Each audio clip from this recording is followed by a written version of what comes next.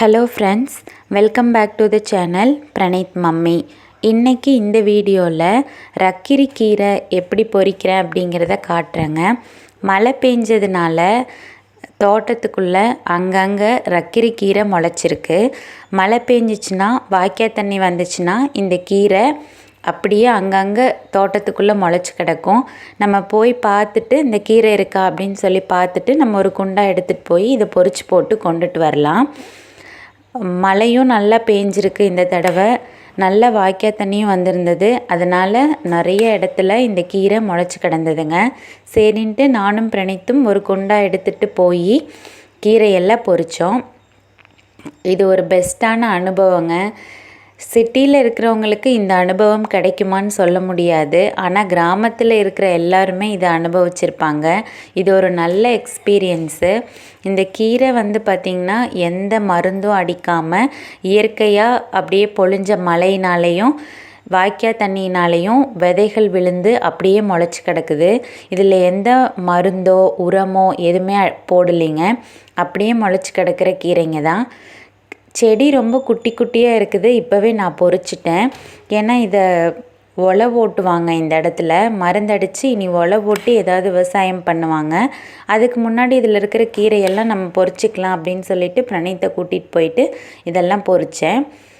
கீரை இன்னும் நல்லா முத்தி பெருசாகும். இந்த செடி நிறைய கிளைகள் வரும். செடி பெருசாகும், நல்லா படர்ந்து பெருசாக வளரும். அப்போ பொறிச்சிங்கன்னா இன்னும் நிறையா கிடைக்கும்.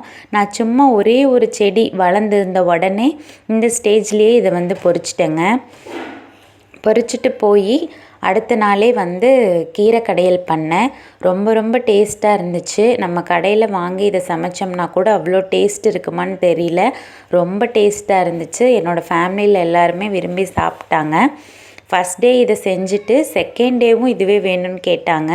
அதனால் செகண்ட் டே மறுபடியும் குண்டாவை எடுத்துகிட்டு நானும் பிரணீத்தும் போய் தேடி அங்கங்கே இருக்கக்கூடிய செடிகள் எல்லாம் செகண்ட் டேவும் பொறித்தோம். நான் நிறைய பொறிச்சேங்க. ஆனால் ரொம்ப கம்மியாக தான் கீரை கடையல் வந்துச்சு. இது ரொம்ப முத்தாத செடி, இளம் செடி. கிளைகள் கூட இல்லை. ஒரே ஒரு செடி மட்டும்தான் இருக்குது. கிளைகள் கூட அதிகமாக கிடையாது. அப்படி இருக்கிற செடி அப்படிங்கிறதுனால ரொம்ப இளம் இலைகள். இதெல்லாமே இப்போ தான் முளைச்ச இலைகள் அப்படிங்கிறதுனால ரொம்ப அதிகமாக சுருங்கிடுது. நான் எவ்வளோ போட்டாலும் கடையும் போது பார்த்திங்கன்னா ரொம்ப கம்மியாக தான் இருக்குது. ஃபஸ்ட்டே நான் பொறிச்சிட்டு போனேன், ஃபுல்லாகவே போட்டு கடைஞ்சிட்டேன். அப்போ கூட ரொம்ப கம்மியாக தான் வந்துச்சு.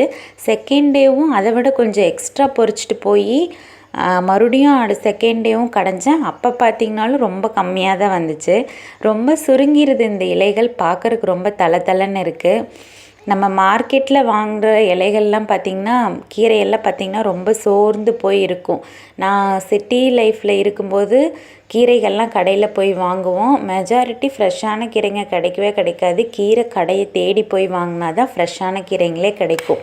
மளிகை கடைகள்லையோ வீட்டுக்கு பக்கத்தில் இருக்கிற கடைகள்லையோ வாங்கினோம்னா இலையெல்லாம் அப்படியே சுருங்கி போயிடும், சோர்ந்து போய் தலை தொங்கி போய் அந்த மாதிரி கீரைங்க தான் கிடைக்கும். அதை வாங்கிட்டு தான் நான் சமைச்சிருக்கேன். கிராமத்து லைஃபுக்கு ஷிஃப்ட் ஆனதுக்கப்புறமா இந்த மாதிரி தளன்னு இருக்கிற கீரைகளை பார்க்குறக்கு எனக்கு அவ்வளோ ஆசையாக இருந்துச்சு. ஸோ இதை பொறித்து சமைக்கிறது ஒரு தனி எக்ஸ்பீரியன்ஸ் தான். நம்ம தோட்டத்துக்குள்ளே இருந்து அதுவாக இயற்கையாக முளைச்ச கீரைங்களை போய் தேடி பொறித்து கொண்டுட்டு அப்படியே தளன்னு ஃப்ரெஷ்ஷாக இருக்கும்போது அதை கிள்ளிடுறது, வாடவே விடுறது இல்லைங்க. இப்போ பொறிச்சிட்டு போன உடனே நானும் பிரணீத்தும் பக்கத்தில் உட்காந்து அப்படியே ஒரு இலையாக ஃபுல்லாக கிள்ளி எடுத்து வச்சிடுறது. அப்படியே நாளைக்கே சமைச்சிட்றது. நல்லா ஃப்ரெஷ்ஷாக அந்த இலைகள்லாம் வாடுறதுக்கு முன்னாடியே சமைச்சிட்றதுனால நல்ல டேஸ்ட்டும் கிடைக்கிது. அதில் இருக்கிற சத்துக்களும் அப்படியே கிடைக்கிது. இது ஒரு நல்ல பெஸ்ட்டான எக்ஸ்பீரியன்ஸாகவும் இருக்குங்க. ஸோ உங்களுக்கு இதே மாதிரி எக்ஸ்பீரியன்ஸ் இருந்துச்சுன்னா மறக்காமல் கமெண்ட் பண்ணுங்கள்.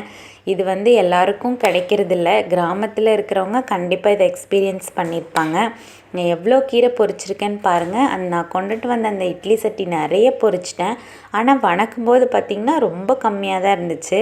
இது பார்க்குறக்கு எப்படி ஒரு பூச்செண்டாட்ட அழகாக இருக்குது பாருங்கள். இதில் குட்டி குட்டியாக பிங்க் கலரில் பூ பூக்குது. அதுவும் பார்க்குறதுக்கு இன்னும் அழகாக இருக்குது. இது ஒரு குட்டி பூசெண்டு ரெடி பண்ண மாதிரி அவ்வளோ அழகாக இருக்குது பாருங்கள். குண்டாவில் ஃபுல்லாக பொரிச்சு போட்டு வச்சுருக்கிறது எவ்வளோ தளன்னு அப்படியே ஃப்ரெஷ்ஷாக இருக்குது பாருங்களேன். காற்றுக்கு ஆடுறது இன்னும் பார்க்குறதுக்கு இன்னும் அழகாக இருக்குது. இதை போய் இப்போவே கிள்ளி நாளைக்கு சமைச்சிட்டேங்க. இந்த வீடியோ உங்களுக்கு பிடிச்சிருக்குன்னு நினைக்கிறேன். மறக்காமல் சப்ஸ்கிரைப் பண்ணிக்கோங்க. Thank you so much.